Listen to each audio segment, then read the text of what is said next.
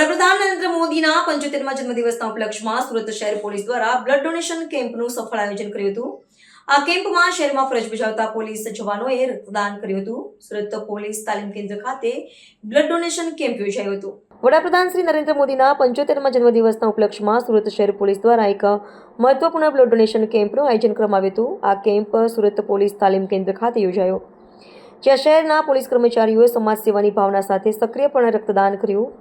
આ કાર્યક્રમની શરૂઆતમાં પોલીસે કમિશનર શ્રી ઉપસ્થિત રહ્યા હતા અને તેમને રક્તદાન કરનાર પોલીસ જવાનો અને કર્મચારીઓને પ્રોત્સાહિત કર્યા। તેમણે આ પહેલને સમાજના પ્રતિ સેવાભાવ અને જવાબદારીનું એક ઉત્તમ ઉદાહરણ ગણાવ્યું।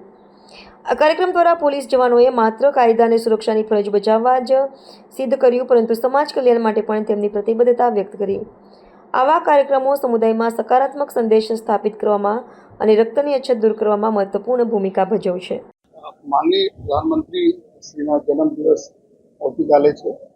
એના ઉપલક્ષમાં એક જો પૂરા દેશભરમાં આપણા રાજ્યમાં સુરત શહેરમાં એક સૌથી જો એક સારા કાર્ય થઈ રહ્યા છે બ્લડ ડોનેશનનો જોઈએ, એના ભાગરૂપે આજે સુરત શહેર પોલીસ હેડક્વાર્ટર ખાતે પર એક અમારા પોલીસના અમારા જવાનો અધિકારીઓ અને અમારા જો મહિલા અમારા સાથી અધિકારીઓ કર્મચારીઓ છે એના થકી જો બ્લડ ડોનેશનના એક કેમ્પ અહીંયા રાખવામાં આવેલા છે।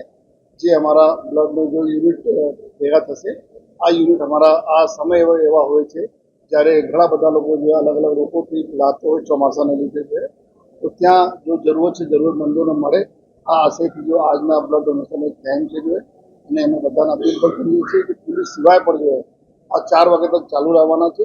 કોઈને અગર બ્લડ ડોનેટ કરવા માંગે છે તો અહીંયા પોલીસ તાલીમ કેન્દ્ર જે સુરત શહેર ખાતે આવીને બ્લડ ડોનેટ કરી શકે છે અને આપણે જો દર્દીઓ છે જેને ખરેખર જરૂરત છે એના માટે અમે લોકો આપણા કોન્ટ્રીબ્યુશન માનનીય પ્રધાનમંત્રી સાહેબની કરી શકીએ।